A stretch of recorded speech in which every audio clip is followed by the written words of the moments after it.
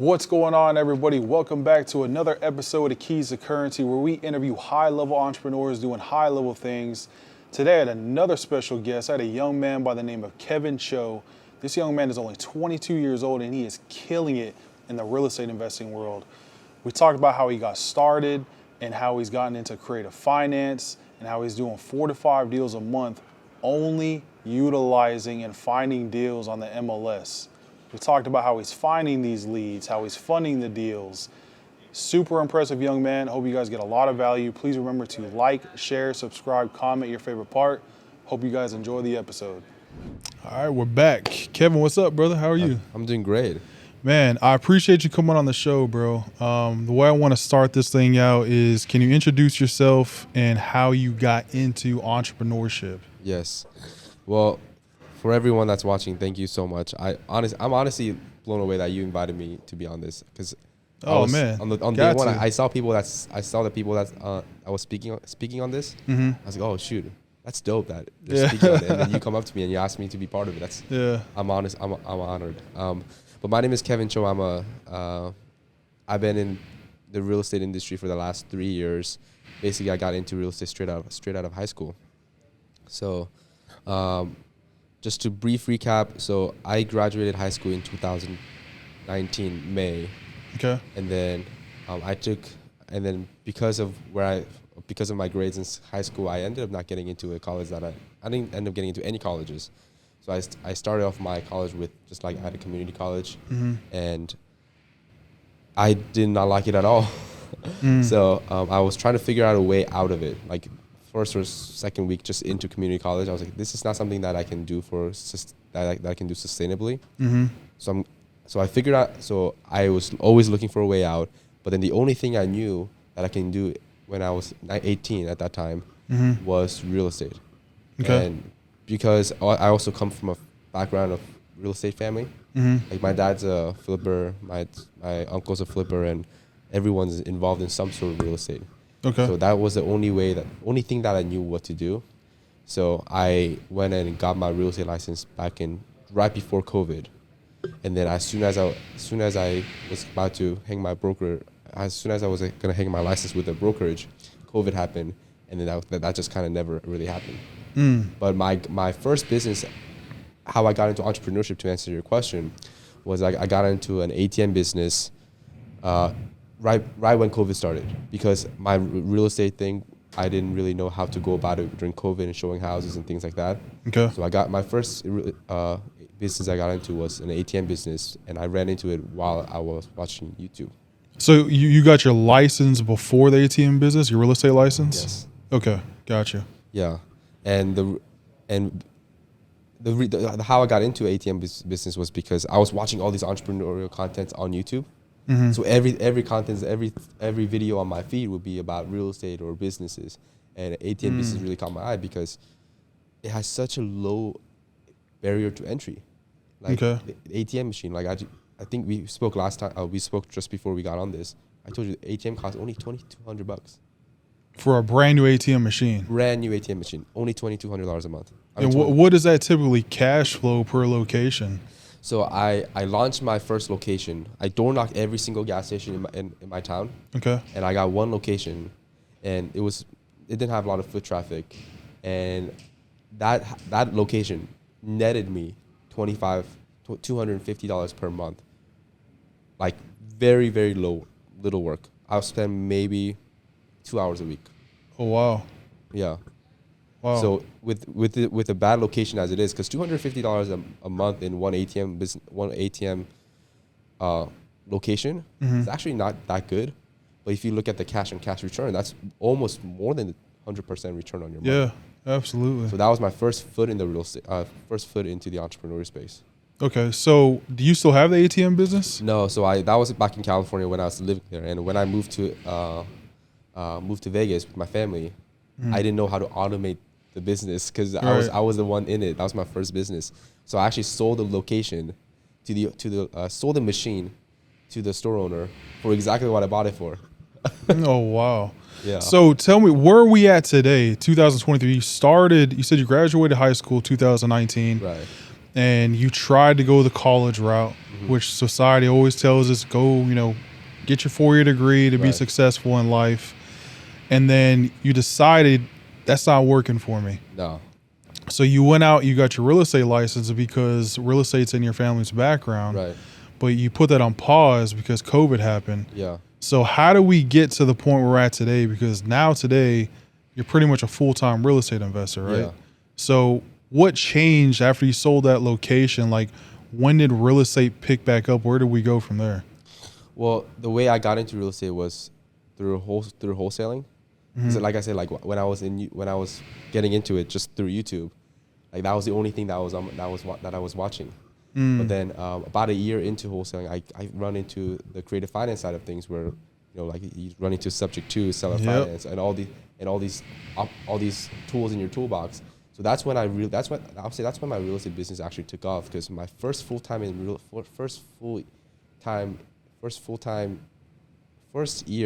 real estate, I only did like 3 deals, and all those 3 deals actually came from like doing Facebook Marketplace. Like, it's just go on Facebook Marketplace. Were you just kind of winging it and like trying to figure things out on your own? Like, yeah. Just like YouTube University, YouTube University, Facebook Marketplace, Craigslist.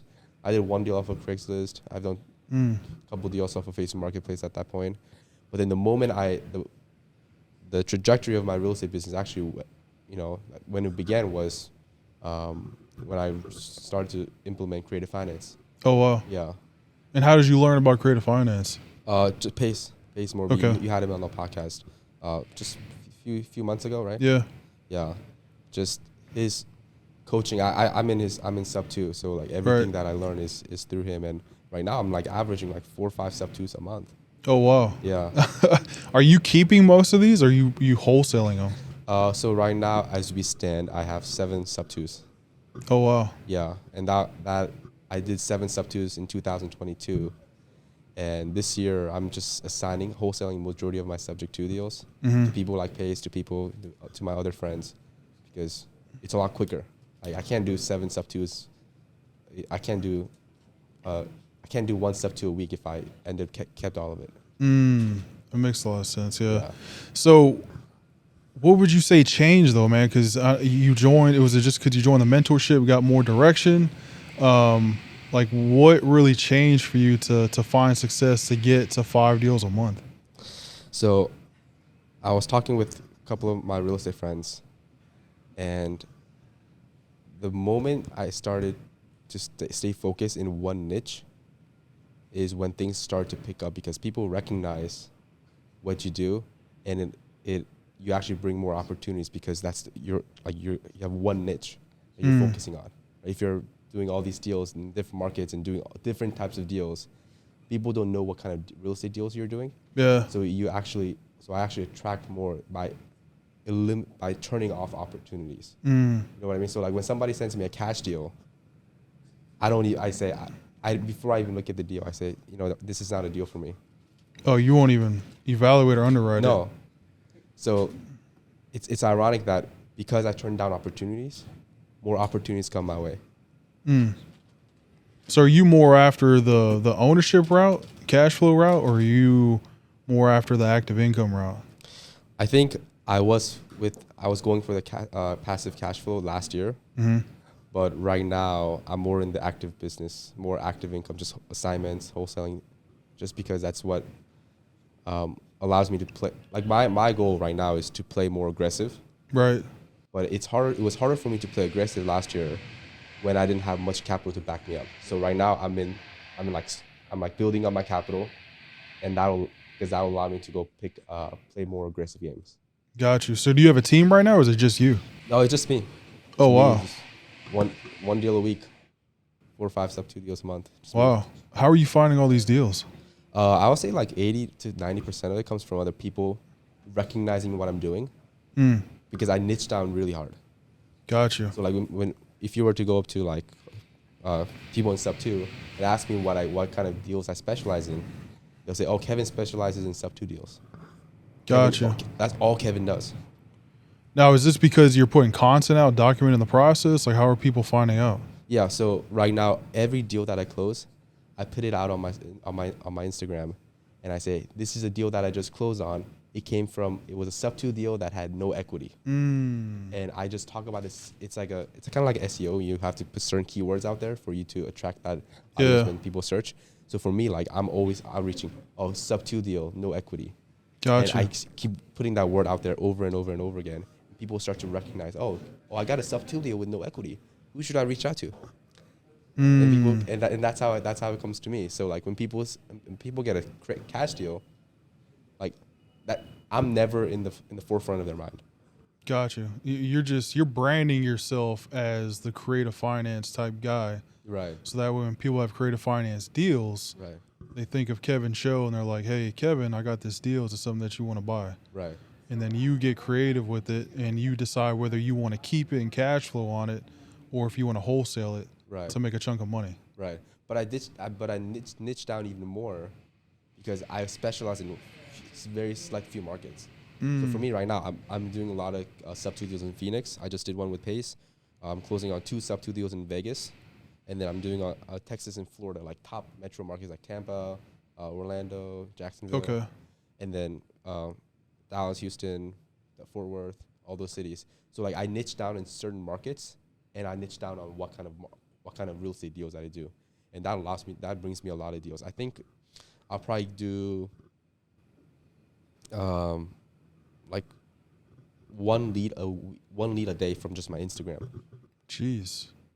Yeah. Just the power of social media, just by telling people what you do. Right. So I got a text message yesterday.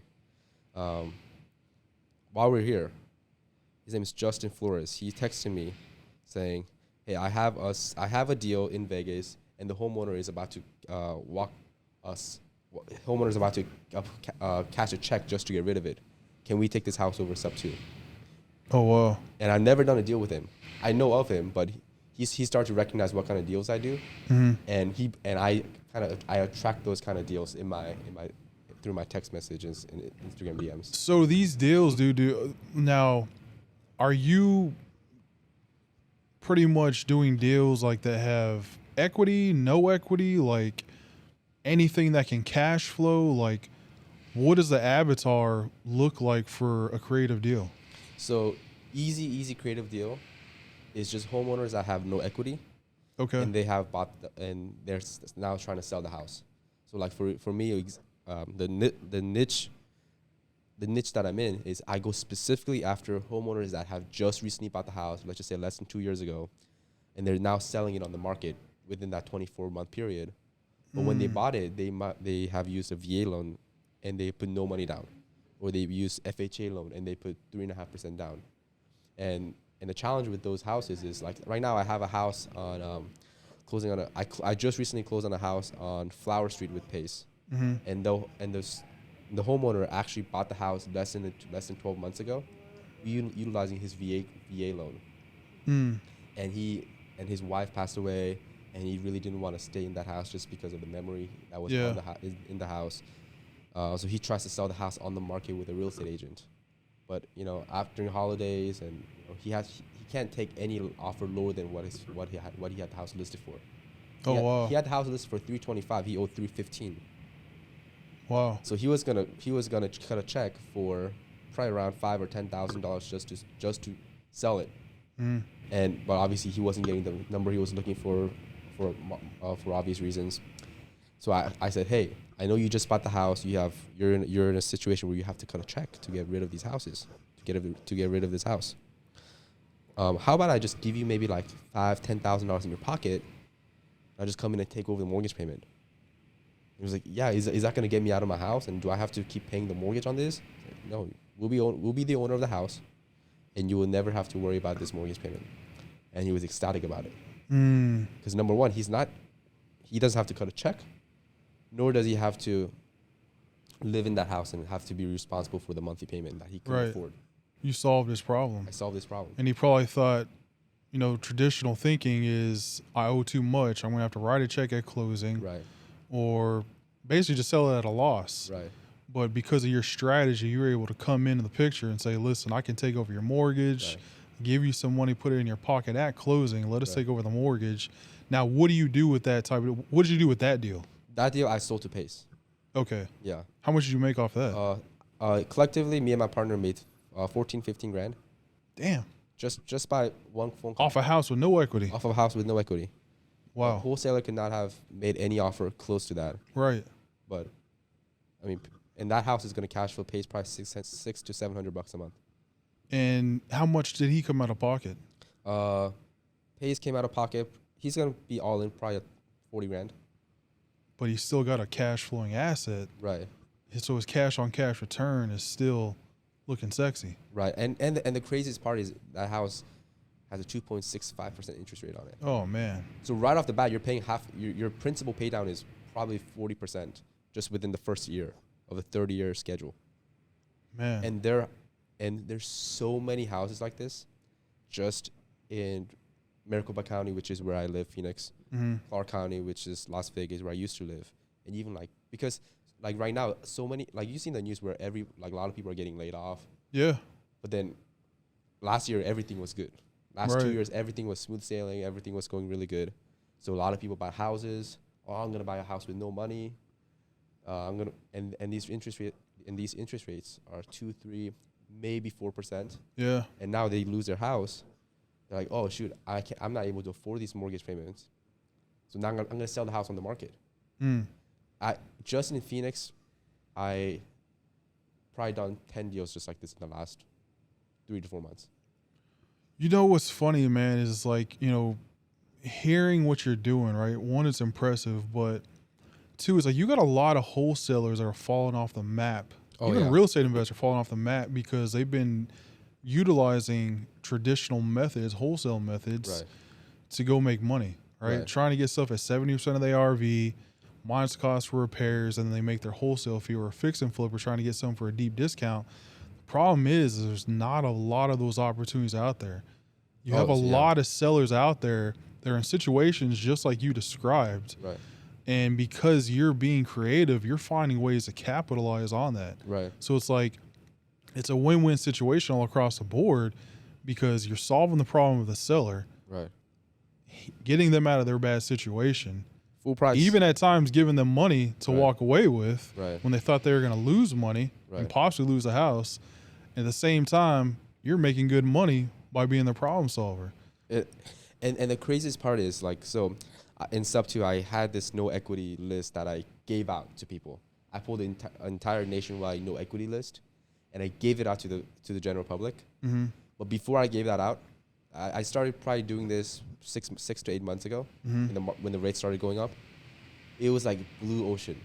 I call up these homeowners because mortgage balance is a public record. So I'll just pull up all the houses, list it for 380.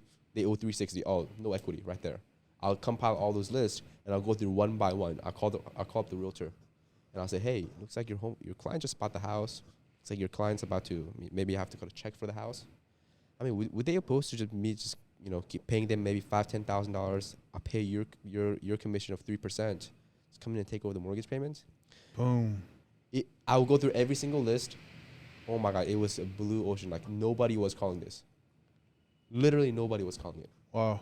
How did you find this list? It's I go on PropStream. So PropStream is a database website where you can pull all those liens and tax delinquent. And I'll just go up on PropStream. I'll pull up Maricopa County.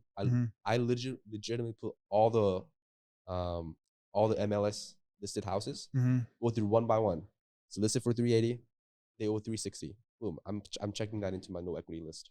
I go through probably $12,000 of those addresses, and I'll just hammer them home. Wow. And the craziest part is if it goes off market, they're not going anywhere. Right. Your mortgage balance is not going down a lot. Yeah. And do you think that's even better because the realtor couldn't solve the problem, and now you're coming and knocking on the door, so to speak, and saying, hey, I have a solution for you. Right. This is what I can do. Right. Now, are you getting, I'm pretty sure the answer is yes, but are you getting a lot more no's and FU's and yes? Yeah. Okay. Yeah, because most people are hesitant to leave their mortgage on somebody else's name. Like, oh, I don't even know you, and you're expecting me to carry the mortgage. So I get, of course, I get a lot more no's than I get yeses. Right. But the yeses that I get keep me busy enough.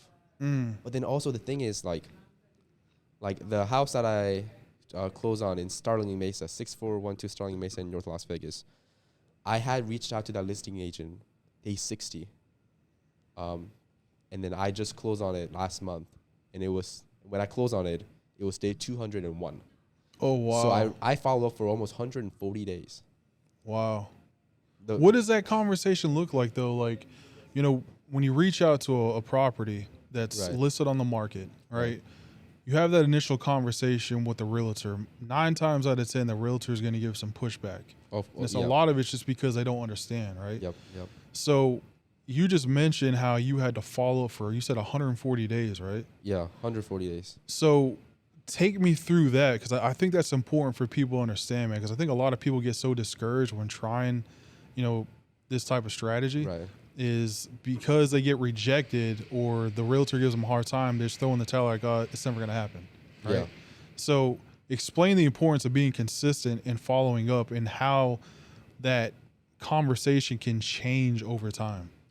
So this is, a lot of people follow up saying, you know what, is your homeowner ready to buy, is your homeowner ready for me to take over the mortgage payment, whatnot? Like that's not my approach. My approach is I do it very like non-predictably. So like I don't do every Sunday.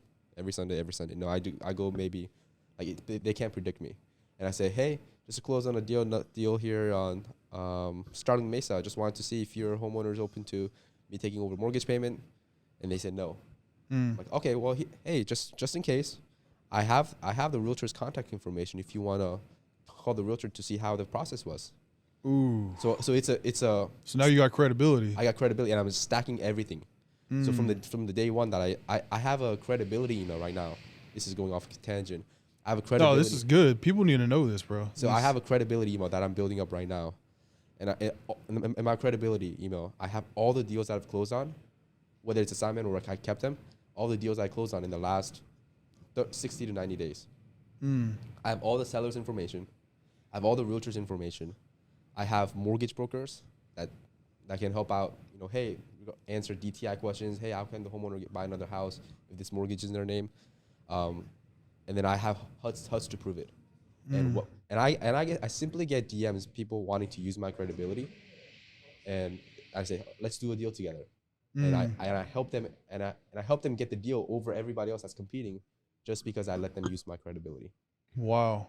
Yeah. Now, are you using your own money to close these deals? No, usually I bring on a partner. Okay. Private money partner or? Oh, capital partner. Okay. So I'll go into them together and we work that deal out together. How does, for the people that don't understand that, how would you break that down to simplify it to, because I know a lot of people in their heads are going to be like, man, I can't do this.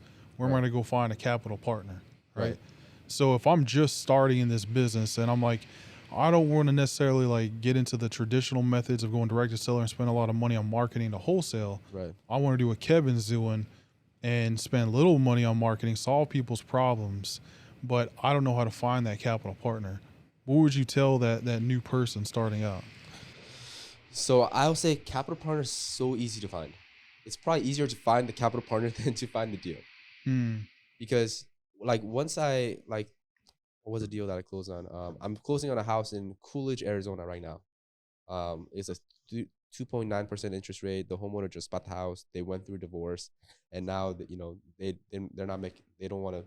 They can't sell the house just because they bought it too high. They bought it too high, and they have no equity. I'm getting into that deal. The homeowner, both of the ex-wife and the ex-husband, I'm not giving them any money. Hey, let me just come in and take over your mortgage payment. They're like, they're ecstatic about it. And they're just behind like 2 months, so it's like $4,000 that I just have to catch up, and then I'm just getting into that deal. Oh, so wow. for me, like I'm getting into the deal for just sometimes less than 10 grand. Wow, damn, dude. So you're out here just. How long ago did you start this? Well, I've been in real estate for 3 years, but my very first Subto deal that I did was, year and like 2 weeks ago. A year and 2 weeks ago. I got on Facebook they give you like memory from a year ago. I did I closed on my very first Subto deal 2 weeks ago, and it's on my Facebook right now. You can check. It's it's crazy. Like so that was like your proof of concept, so to speak. And right. that's where things just kind of picked up and turned around. Right. Man, this is impressive, bro. And how old are you? I'm 22 right now. 22. So what's the end game, man? Like, where are we going from here? Like I said, I'm building up my capital again. Mm-hmm. Last year I bought 7 Subtos, and that was not maybe the smartest decision, just buying everything, and now I have to catch up with mortgage payments and renovations and things like that. So right now I'll probably wholesale handful of my deals mm-hmm. to maybe until halfway through the year, and I'm going to be buying a lot more houses and turning them into midterm rentals. Okay. So explain what a midterm rental is for the audience that doesn't know. So midterm rental is any houses that you rent for over 30 days, mm-hmm. but it's not like a 12-month lease. So clients that would fit the midterm rental criteria will be travel nurses. Okay. Will be military, some of them, if they're out for training for a short time, and it'll also be insurance clients. So if you had a plumbing issue in your house and your house flooded, then that would be one of that would fit the midterm rental criteria. So like my parents' house that I used to live in, I lived when I was living in Vegas. When we moved out of Vegas, we still had the house, and our long-term rental on that house would have been $2,100. I rented that out to a midterm rental operator for $2,900, and I thought I got a steal deal. I was like, oh man, we're getting $800 above market rent. Yeah. But they have the house rented out right now for $5,500. Holy moly! More than double what you could rent the house for on a long-term rent. Is that what has made you want to focus on the midterm rentals? Is seeing that deal? Yes. Just because you're, like for me right now, it's deal flow right now is not necessarily the problem. Mm-hmm. It's like, okay, if I get a deal today, how can I maximize my cash flow? Mm-hmm. Because if I bought that house and I turned it into a long-term rental, I would have made maybe $100-$200. But because I have a midterm rental operator that's making $5,500 a month, right? Like if I can just have one house that make me $2,000 per month versus 10 houses that make me $200 a month, right? Like it will be way less management on my end, and it will be like I'll be able to move a lot quicker because I have less turnovers. Well, I have more turnovers, but it's like 3 months, so they keep the house very clean. And long-term rental, I don't have to, So midterm rental, it gives you the flexibility of not having so much management, but also it maximizes your credit, your cash flow, and it's not affected by short-term rental regulations from the city or HOA or whatnot. So do you have to do like pretty good market analysis to make sure where you're choosing to do midterm rentals is going to make sense?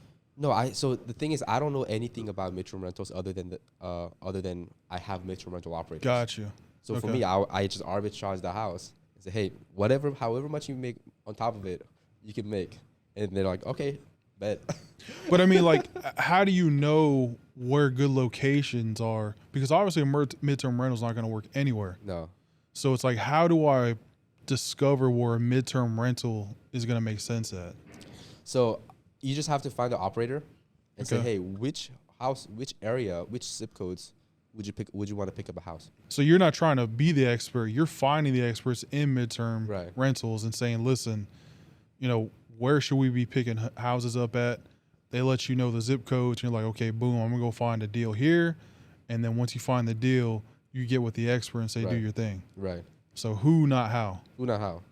I mean, and even then, like, let's just say I bring them a house and they're like, you know what, this is not necessarily my zip code because of this, that, and that.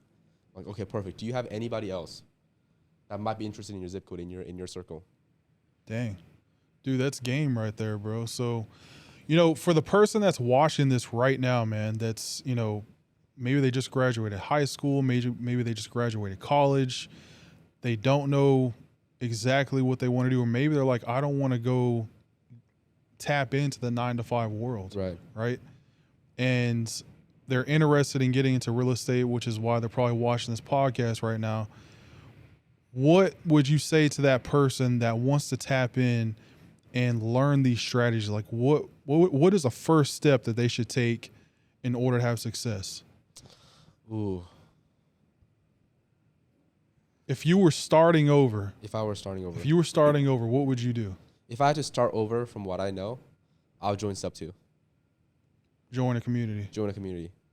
Because like every deal that I've done, like I told you, all my 80% of my deals at this point comes from JV deals. So if I don't have a community that I can market myself to, then I wouldn't even have a business. Gotcha. Right. So I would say join a community, whether it's Subto or not. Right.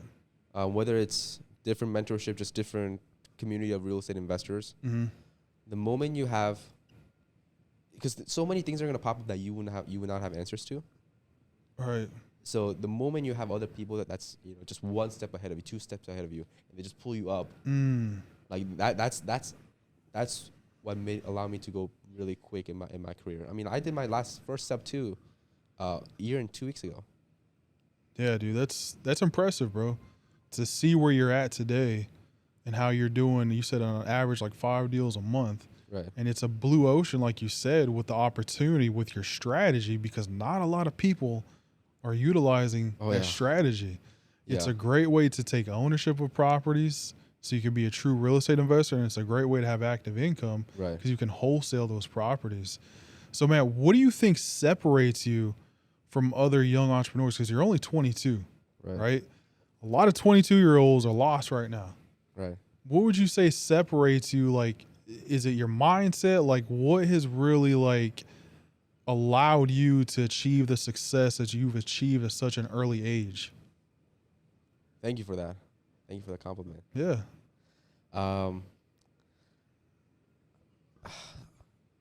For me, I have a very hard time focusing on a topic if I'm not actively involved in it. I think it's more of a personality thing.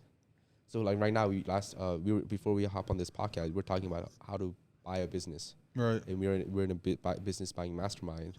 And I'm like, I was sitting there and I'm like, I just want to go out there and just see what kind of conversations I can strike up. Yeah. Like maybe I can go buy ATM business. I know how to run an ATM business. Yeah.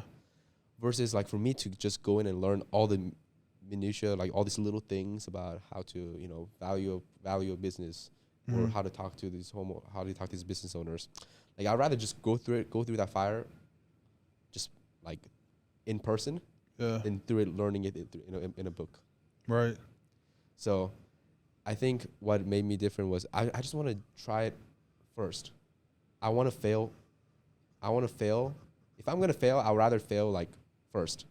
I want to try and fail, not just fail without even trying. Got you. So I got to ask you this, bro. What's more important, impact or profit? Profit. Why? Because when you have profit, you can impact way more people. Yep. It's very hard to impact people when you don't have money. Yeah, if you don't have the resources, how are you going to impact people? Right. Yeah. And for me, I think I heard this quote where money just amplifies more of who you are. So like for me, I've been in places where like just last year when I moved out of my parents' house, like I've had some tough times. Like I had at one point I had 6 deals closed in a row. Like six deals fall out of escrow in a row. Oh wow. And that was gonna be my rent. That was gonna be my food and all that, and it was really tough. What made those deals fall apart? Just all of them were foreclosures, and the foreclosures deal just have such a volatility, such a high volatility of falling out. So all of them fell through, but then I'm like, money just amplifies of who I am already. But I never in my mind did I cross. Nothing in my mind crossed where I'm like, I want to take advantage of this person. I want to steal this. I'm like, I still give to my church every month, whether I have income coming in or not. Right. Like last year, I gave over $12,000 to my church, and nice, man. And I didn't. And this is not like to, tune my own horn. Yeah. I always gave, even though I didn't have money, just because I just kind of like I want to amplify who I am right now when I don't have the money. It's part of your core values. It's part of my core value. Yeah, it makes a lot of sense. You said some, I mean, I should have asked this earlier. What is the most common thing that you've noticed when it comes to the sellers that you're dealing with the most, right? Because, like, for instance, wholesale deals, you can wholesale foreclosure properties, tire landlords, tax delinquent properties. With your method, with your strategy, what have you noticed is the most common denominator that these sellers have as a problem? I would say even though a lot of them, I would say, don't have much life stress, just because like they just bought the house. You know, they're just trying to sell, and maybe they want to move closer to a family. Like, so it's not like they're going through a foreclosure, but I run across a lot of divorces where they just separate and they're selling the house, and they just bought the house and they're separating. Gotcha. Or like the Joe Mason house on Flower Street in Phoenix. He bought the house with his wife, and his wife passed away. He needed to get out of it. Or my best deal I've ever done. Literally got a free house. I'll can I share this real quick? Yeah. So, I get a DM from this from another wholesaler. It says, "Hey, I have this homeowner. He wants to move closer to his new girlfriend because he just went through a divorce. So he bought the house just by himself, and he had his wife move in, but then they went through a divorce, and now he's trying to move into his new girlfriend in Houston. And he's like, I don't have any equity in this house. So I said, okay, well, I'll take over the mortgage payments, and you pay the closing cost. Wow. So literally, I got into the deal, and he paid up for all my closing costs. I make $250 a month from that house. You got it for free. Literally a free house. 537 Gardenia Street in Louisiana. Wow. Literally a free house. But every deal, sure you know, and everybody in the podcast, every deal that you do, it solves some sort of problem. Yeah. Whether it be a foreclosure. Foreclosure is very obvious. Like, they don't have money, they're about to lose the house. Or divorce situations. Yeah. You know, they have to sell the house because that's the decree, like the divorce decree. The judge says you have to sell the house. Yeah. You can't sell the house without coming out of pocket. Right. I'm solving their problem. I'm solving, that seller's house, the seller's problem where he wants to move in with his girlfriend in Houston. I'm solving his problem. There's a house that I'm looking to buy, and he already moved out because he got a bigger family. So he already moved out to a bigger house, like a 5-bedroom, 4-bath house, and the house that he was living in was 3-bedroom, 2-bath. Like, he already moved out. He can't sell this house, right? So that's like it's not a big problem like foreclosure, but every deal that I do comes with some sort of problem I'm solving. That's awesome, bro. So you mentioned how you're getting a lot of like organic leads and opportunities, right? Through your social media. Why is content so important, bro? Oh my gosh. Just this podcast up alone, I think it will bring me at least one deal. Yeah. And I think content is, like Pace talked about when I was listening to a podcast with you and Pace, he was talking about clones, right? Yeah. Like, this is a clone of me. So when I leave this podcast, this podcast will still be here forever. And people would know what I do because I told them, hey, no equity deal. Yep. On market. Phoenix, Arizona. Phoenix, Vegas, Texas, Florida. Like people start to know what I'm doing. Just like I leave one post, that's a clone of me. This is a clone. The people that are listening to my podcast and they talk about me, they're clones of me. Right. So for me, like, I'm doing this is a lead generation. Yeah. So like for every time people sleep on that, bro. They don't understand the power in that. Every deal I think is, but like 80% of my deals now, it comes from social media. Jeez. Because like there's a lot of, so when I gave out that no equity list to the public, I had a couple people reach out to me saying, hey, this is a list that me and my partner have been calling for the last 6 to 12 months. And it's a very small list, and I don't want you to talk about it too much. Yeah. Because they're like, if there's too many people calling this such a small list, that's less deal for them. Right. But like now, what happens? What I'm seeing right now is I share this list out to people. They get some sort of interaction with the seller or the realtor. are the homeowners open to if you're gonna guarantee that you're gonna make the mortgage payment? Yeah, here you can take over the mortgage payment.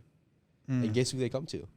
You. Yeah, not me, because I actually talk about it versus the people that were very quiet, very subtle. They're doing their own deals. Nobody knows who they are. So for me, like, it was tough fork in the road, because do I give out this list? Because if I give it out, other people, it's less potential deals for me. But it's like the law of reciprocity, where the more I give out, the more comes back to me. Yeah, be a go-giver. Right. Big time, bro. Yeah. I hope you guys are paying attention to all this, man, because, you know, social media is so powerful. It's the new face card. It's a new business card. Right. It's a new way to make money.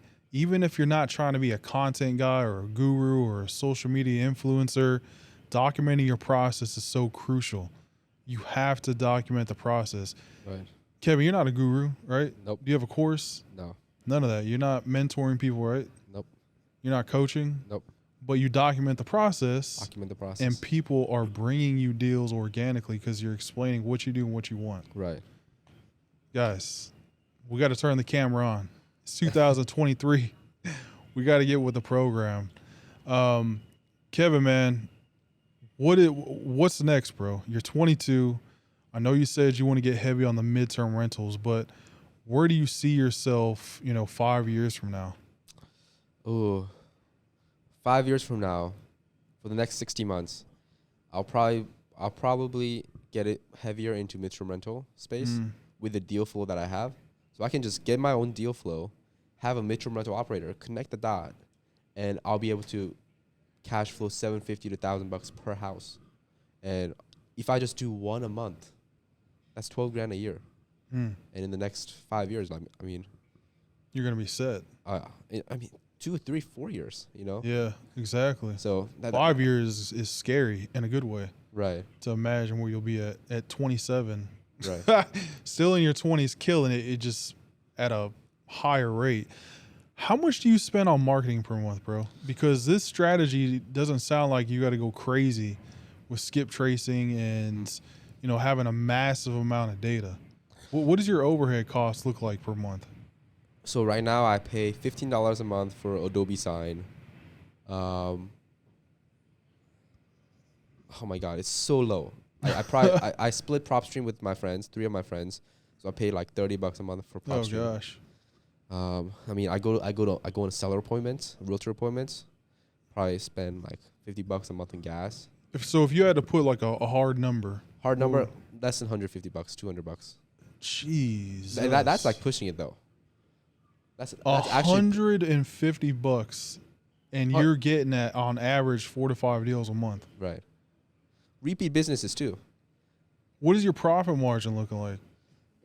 I mean, on average, like after I split with my partner, so if the $15,000 assignment fee that I got from Pace, I got $7,500. I mean, I don't have overhead. Yeah. I legitimately don't have overhead. I don't have office. I work from home. You're doing this completely virtual. Completely virtual. I mean, if it's in Phoenix, I'll go see the house. Right. But most of it, like I've done a lot of deals here in Phoenix that I've never been to. You got boots on the grounds in other areas that you're in, yeah. The virtual markets. Right. Gotcha. Yeah. Dope, man. Well, listen, man, I greatly appreciate you coming on here and giving game. This is like a little master class for people. You gave some pretty good game. How can people get a hold of you? Best way to get a hold of me will be through my Instagram. I think I check my Instagram too often, and I'm very responsive. If you send me a DM, I'll probably respond in the next hour or two. What's your Instagram? My handle? Instagram is Kevin Choe 12. So KevinChoe 12. Dope, man. Listen, you guys got to hit this guy up. I hope you guys enjoyed this entire episode. It was a full masterclass. You know how to hit him up. He can get these no equity deals closed for you guys anywhere in the nation, right? Well, I'm niching down, like I said. Okay. Yeah. Gotcha. So don't only in the markets that he's in. My bad. Don't bring me a deal in Connecticut. I don't know where that is. My bad. But guys, connect with them. I hope you guys got a lot of value. Please like, share, subscribe, comment your favorite part. Until then, I will see you guys on the next episode. Peace.